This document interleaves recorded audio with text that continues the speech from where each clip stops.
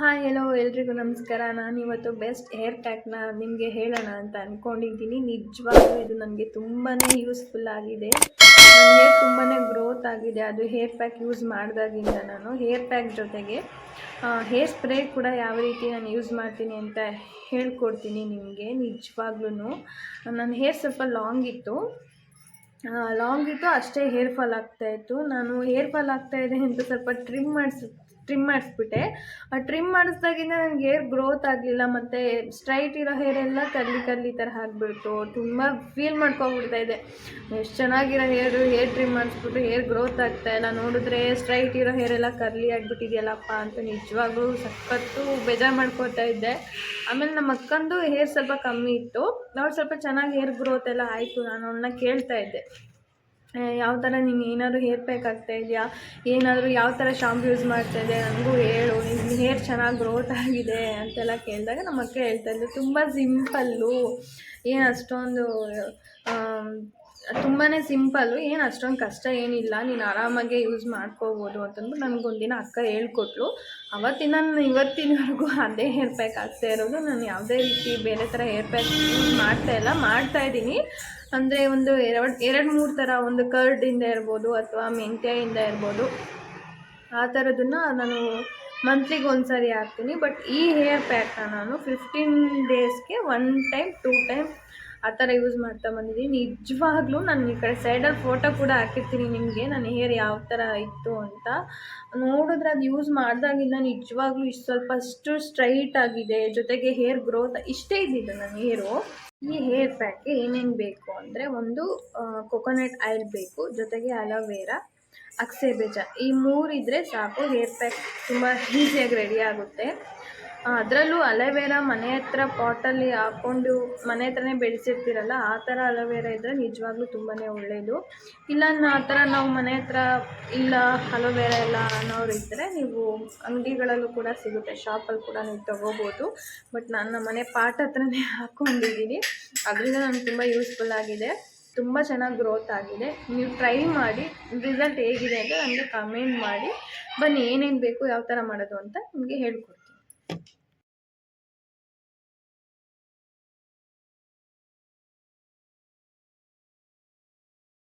ಅಕ್ಸೆ ಬೀಜ 2 ಸ್ಪೂನಷ್ಟು, ಒಂದು ಲೆಮನ್ನು, ಅದು ಆಪ್ಷನಲ್ಲು ಇದು, ಅಲೋವೆರಾ, ಕೊಕೊನಟ್ ಆಯಿಲ್. ಇವಾಗ ಅಕ್ಸೆ ಬೀಜನ ನಾವು ಕುದಿಸ್ಕೋಬೇಕು. ನಾನಿಲ್ಲಿ ಈ ಥರ ಪಾತ್ರೆ ತೊಗೊಂಡು 1 ಗ್ಲಾಸ್ ನೀರಷ್ಟು ತೊಗೊಂಡಿದ್ದೀನಿ, ಇದಕ್ಕೆ ಹಾಕ್ತಾಯಿದ್ದೀನಿ. ಹಾಕಿ ಇಲ್ಲಿ ನಾನು ತೊಗೊಂಡಿರೋದು ನನ್ನ ಹೇರಿಗೆ ಇಷ್ಟು ಸಾಕಾಗುತ್ತೆ. ಅಂದರೆ ನಿಮಗೆ ಎಷ್ಟು ಬೇಕೋ ಅಷ್ಟು ಕ್ವಾಂಟಿಟಿ ನೀವು ತೊಗೋಬೋದು. ನನಗೆ 2 ಟೇಬಲ್ ಸ್ಪೂನ್ ಸಾಕು. ಹಾಕ್ತಾಯಿದ್ದೀನಿ, ಇದು ಚೆನ್ನಾಗಿ ಕುದಿಬೇಕು. ಗ್ಯಾಸ್ ಹಚ್ಕೊಳ್ಳೋಣ.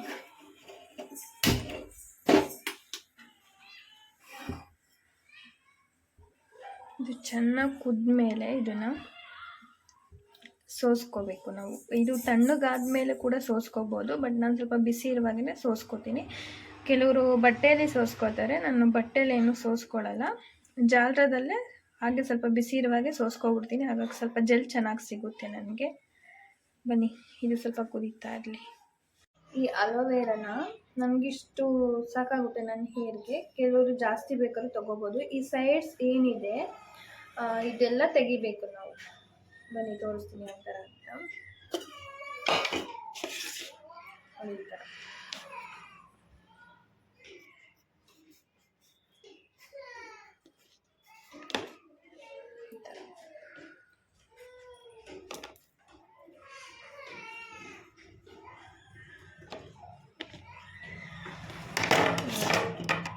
ಈ ರೀತಿ ಸೈಡ್ಸ್ ಎಲ್ಲ ತೆಗಿಬೇಕು. ನೆಕ್ಸ್ಟ್ ಈ ಥರ ಮೇಲ್ಗಡೆ ಸಿಪ್ಪೆ ಏನಿದೆ ಅದನ್ನು ಈ ರೀತಿ ಚಾಕಲ್ಲಿ ನಿಧಾನವಾಗಿ ತೆಗಿಬೇಕು.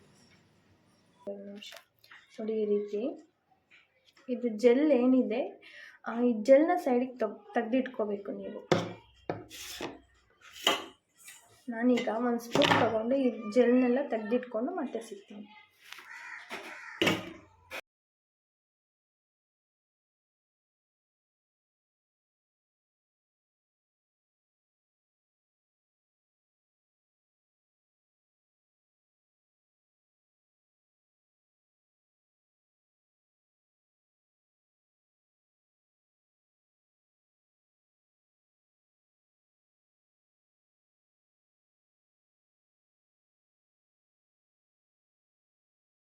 ಸ್ಪ್ರೇಗೆ ಸ್ವಲ್ಪ ಕರಿಬೇವು, ಸ್ವಲ್ಪ ಚಿಕ್ಕದ ಆನಿಯನು, ಸ್ವಲ್ಪ ಲವಂಗ, ಇಷ್ಟು ಸಾಕಾಗುತ್ತೆ ಹೇರ್ ಸ್ಪ್ರೇಗೆ. ಅದನ್ನು ಕೂಡ ತೋರಿಸ್ತೀನಿ ಯಾವ ಥರ ಮಾಡೋದು ಅಂತ. ಹೇರ್ ಸ್ಪ್ರೇಗೆ ನಾನು ರೆಡಿ ಮಾಡಿ ಇಟ್ಕೊಂಡಿದ್ದೀನಿ. ಏನಿಲ್ಲ, ಒಂದು ಚಿಕ್ಕ ಆನಿಯನ್ನು, ಲವಂಗ ತೊಗೊಂಡಿದ್ದೀನಿ, ಸ್ವಲ್ಪ ಕರಿಬೇವು ತೊಗೊಂಡಿದ್ದೀನಿ. ಇಲ್ಲಿ ನೀವೇನು ಕುದಿಸ್ತಾ ಇದ್ದೀರಾ ಇದನ್ನು ನೀವು ಒನ್ ಟೈಮ್ ಜೆಲ್ನ ಇದ್ರಲ್ಲಿ ಬರೋ ಜೆಲ್ನ ನೀವು ತೊಗೊತೀರಾ, ಅದು ಹೇರ್ ಪ್ಯಾಕ್ ಆಗುತ್ತೆ. ನೆಕ್ಸ್ಟ್ ಇದನ್ನು ಕೆಲವರು ಚೆಲ್ ಬಿಡ್ತಾರೆ, ಯೂಸ್ ಆಗಲ್ಲ ಅಂತ. ನಾನು ಇದನ್ನು ಸೋಸಿ ಎತ್ತಿಟ್ಕೊಂಡಿರ್ತೀನಲ್ವಾ, ಚೆನ್ನಾಗಿ ಕುದೀತಾ ಇದೆ, ಇದು ಚೆನ್ನಾಗಿ ಕುದಿಬೇಕು.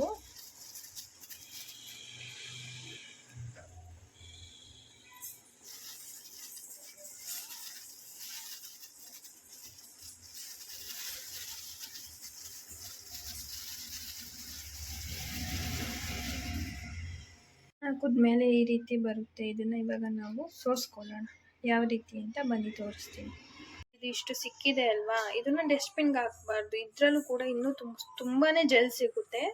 ನಿಮಗೆ ತೋರಿಸ್ತೀನಿ ಯಾವ ಥರ ಅಂತ. ಈಗ ಈ ಥರ ಹಾಕ್ಬಿಟ್ಟು ಇದಕ್ಕೆ ಸ್ವಲ್ಪ ನೀರು ಹಾಕಿ ಇದನ್ನು ಮತ್ತೆ ಚೆನ್ನಾಗಿ ಕುದಿಸ್ಬೇಕು.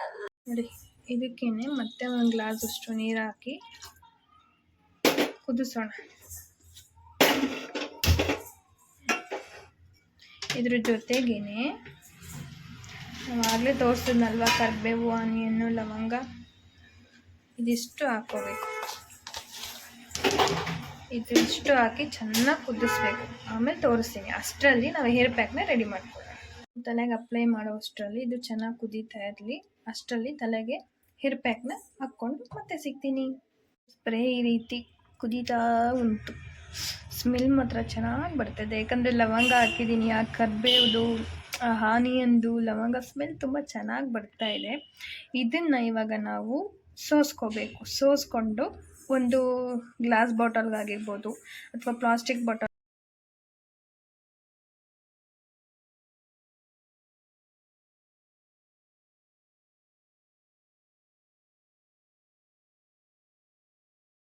ಮೇಲೆ ಈ ರೀತಿ ಬರುತ್ತೆ. ಇದನ್ನು ಸ್ವಲ್ಪ ತಣ್ಣಗಾಗಕ್ಕೆ ಬಿಡೋಣ. ಈ ರೀತಿ ಜೆಲ್ ಥರ ಇರುತ್ತೆ. ಇದನ್ನು ನಾವೀಗ ಒಂದು ಜಾರ್ ತಗೊಂಡು ಒಂದು ಜಾರ್ಗೆ ಹಾಕ್ಕೋಬೇಕು. ಈಗ ನೋಡಿ, ನಾನು ಹಾಕ್ತಾ ಇದ್ದೀನಿ. ಜಾರ್ ತಗೊಂಡಿದ್ದೀನಿ. ಈ ಥರ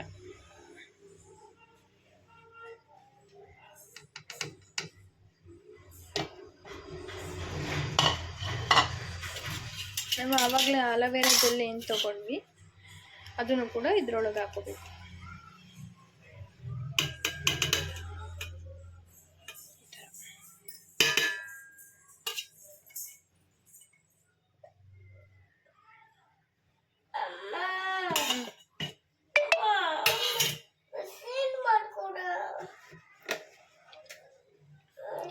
ಸ್ವಲ್ಪ ಕೊಕೊನಟ್ ಆಯಿಲ್, ಒಂದು ಸ್ಪೂನ್ ಅಷ್ಟು.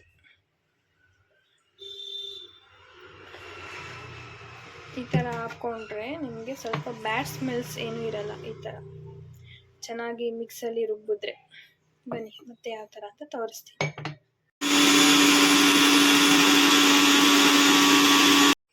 ಈ ರೀತಿ ಬರುತ್ತೆ. ಮಿಕ್ಸಿಗೆ ಹಾಕ್ಕೊಂಡ್ರೆ ನಾವು ಸ್ವಲ್ಪ ಈ ಅಲೋವೆರಾದು ಬ್ಯಾಡ್ ಸ್ಮೆಲ್ಸ್ ಇರುತ್ತಲ್ವ, ಈ ಥರ ಮಿಕ್ಸಿಗೆ ಹಾಕ್ಕೊಂಡ್ರೆ ಬ್ಯಾಡ್ ಸ್ಮೆಲ್ ಕೂಡ ಇರಲ್ಲ, ಚೆನ್ನಾಗಿ ಮಿಕ್ಸ್ ಆಗಿರುತ್ತೆ. ಮೂರೂ ಅಗಸೆ ಬೀಜ ಆಗಿರ್ಬೋದು, ಅಲೋವೆರಾ ಆಗಿರ್ಬೋದು, ಆಮೇಲೆ ಕೊಕೊನಟ್ ಆಯಿಲ್ ಆಗಿರ್ಬೋದು, ಚೆನ್ನಾಗಿ ಮಿಕ್ಸ್ ಆಗಿರುತ್ತೆ. ಬೌಲಿಗೆ ಹಾಕ್ಕೊಳ್ಳೋಣ.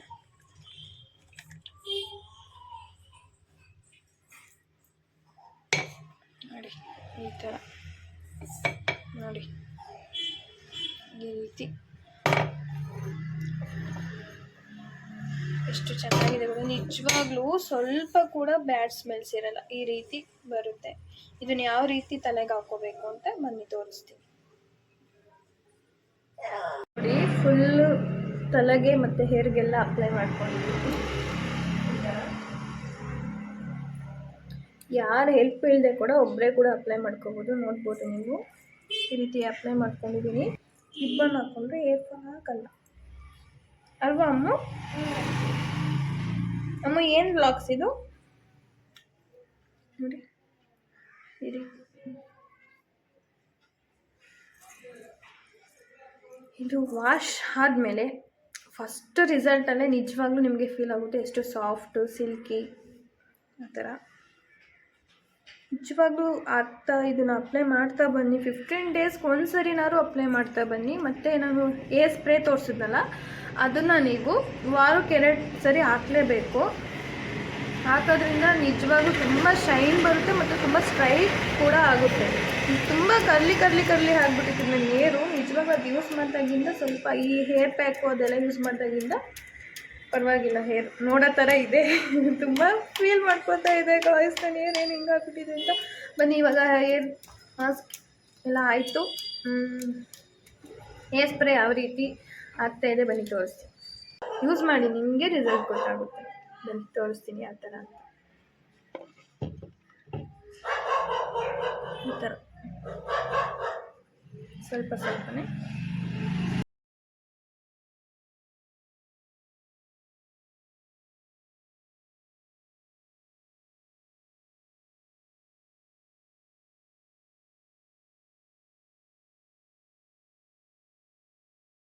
ಈ ಥರ ತಣ್ಣಗಾದ್ಮೇಲೆ ಈ ಥರ ಬಾಟಲ್ಗೆ ಹಾಕಿ ಸ್ಟೋರೇಜ್ ಮಾಡ್ಕೋಬೋದು, ಅಥವಾ ನೀವು ಗ್ಲಾಸ್ ಬಾಟಲ್ಗಾದರೂ ಹಾಕಿ ಸ್ಟೋರೇಜ್ ಮಾಡ್ಕೋಬೋದು. ಇದು ಔಟ್ಸೈಡೇ ಇಟ್ಕೋಬೋದು, ಫ್ರಿಜ್ಜಿಗೆ ಇಡಬೇಕಾಗಿರೋ ಅವಶ್ಯಕತೆ ಏನಿಲ್ಲ. ನಿಜವಾಗಿ ಚೆನ್ನಾಗಿರುತ್ತೆ. ನಾನು ಏನಿಲ್ಲ ಅಂದರೂ 20 ಡೇಸ್ ಆದರೂ ಇದು ಯಾವ ಥರ ಸ್ಮೆಲ್ಲು ಕೂಡ ಬರಲ್ಲ, ಕೆಡ್ದಾಗಿ ಮತ್ತು ಹಾಳು ಆಗೋದು ಚಾನ್ಸಸ್ ಕೂಡ ಇರಲ್ಲ.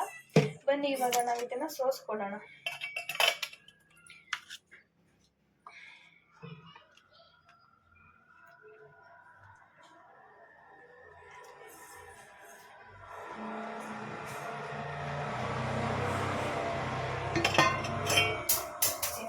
ಸಿಪ್ಪೆ ಬೇರೆ ಬಿಟ್ಟಿರ್ತೀವಿ ಒಳಗಡೆ. It's okay, no problem.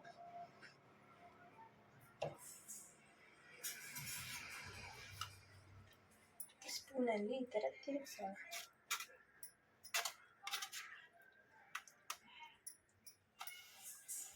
ಸ್ವಲ್ಪ ತಣ್ಣಗಾದ್ಮೇಲೆ ನಾವು ಬಾಟಲ್ಗೆಲ್ಲ ಹಾಕೋಕ್ಕಾಗೋದು. ಬನ್ನಿ ತೋರಿಸ್ತೀನಿ. ಯಾವಾಗಲೇ ತೋರಿಸಿದ್ನಲ್ಲ ಹೇರ್ ಸ್ಪ್ರೇ, ಅದು ಚೆನ್ನಾಗಿ ಕುದಿಸಿ ತಣ್ಣಗಾದ್ಮೇಲೆ ನಾವು ಈ ರೀತಿ ಬಾಟಲ್ಗೆ ಸ್ಟೋರೇಜ್ ಮಾಡಿ ಎತ್ತಿಟ್ಕೋತೀವಿ. ಇದನ್ನು ಫ್ರಿಜ್ಗೆ ಇಡಬೇಕಾಗಿರೋ ಅವಶ್ಯಕತೆ ಏನಿಲ್ಲ, ಔಟ್ಸೈಡ್ ಕೂಡ ಇಟ್ಕೊಂಡು ಯೂಸ್ ಮಾಡ್ಬೋದು. ವಾರಕ್ಕೆ 2 ಸರಿ ಹಾಕಿ ಸ್ಪ್ರೇ ಬಾಟಲ್ ಬರುತ್ತಲ್ವ ಅದಕ್ಕೆ ಹಾಕಿ ನೀವು ಈ ರೀತಿ ನಿಮ್ಮ ಹೇರ್ಗೆ ಸ್ಪ್ರೇ ಮಾಡ್ಕೊಳ್ಳಿ. ನಿಜವಾಗ್ಲೂ ತುಂಬ ಗುಡ್ ರಿಸಲ್ಟ್ ಸಿಗುತ್ತೆ. ನಿಮಗೆ ಸಿರಮ್ ಯೂಸ್ ಮಾಡಬೇಕು ಅನ್ನೋ ಅವಶ್ಯಕತೆನೇ ಬರಲ್ಲ, ಯಾಕಂದರೆ ಅಷ್ಟು straight and soft silky feel ಕೊಡುತ್ತೆ. ಈ ವ್ಲಾಗ್ ಎಲ್ಲರಿಗೂ ಇಷ್ಟ ಆಯಿತು ಅನ್ಕೋತೀನಿ. ಇಷ್ಟ ಆಗಿದ್ದಲ್ಲಿ ಲೈಕ್ ಮಾಡಿ, ಸಬ್ಸ್ಕ್ರೈಬ್ ಮಾಡಿ. ಹಾಗೆ ಯಾರಿಗಾದ್ರೂ ಫೇಸ್ ಮಾಸ್ಕ್ ಇರ್ಬೋದು, ಫೇಸ್ ಬಗ್ಗೆ ಇರ್ಬೋದು ಏನಾದರೂ ಡೀಟೇಲ್ಸ್ ಬೇಕು ಅಂದರೆ ಕಮೆಂಟ್ ಮಾಡಿ. ವಾಶ್ ಮಾಡ್ಕೊಂಡು ಬಂದೆ. ತುಂಬ ಸಾಫ್ಟ್ ಆ್ಯಂಡ್ ಸಿಲ್ಕಿ ಫೀಲ್ ಕೊಡ್ತಾ ಇದೆ ನನಗಂತೂ. ಇದು ಡ್ರೈ ಆದರೆ ಇನ್ನೂ ತುಂಬ ಚೆನ್ನಾಗಿ ಕಾಣಿಸುತ್ತೆ, ಬಟ್ ನಾನು ಹೇರ್ ಡ್ರೈಯರ್ ಎಲ್ಲ ಮಾಡೋಕ್ಕೋಗಲ್ಲ. ಸೊ ಹಾಗಾಗಿ ಈ ವ್ಲಾಗ್ ಎಲ್ಲರಿಗೂ ಇಷ್ಟ ಆಯಿತು ಅನ್ಕೋತೀನಿ. ಹೆಚ್ಚಿನ ವಿಡಿಯೋಗಾಗಿ ಸಬ್ಸ್ಕ್ರೈಬ್ ಮಾಡಿ. ಬಾಯ್.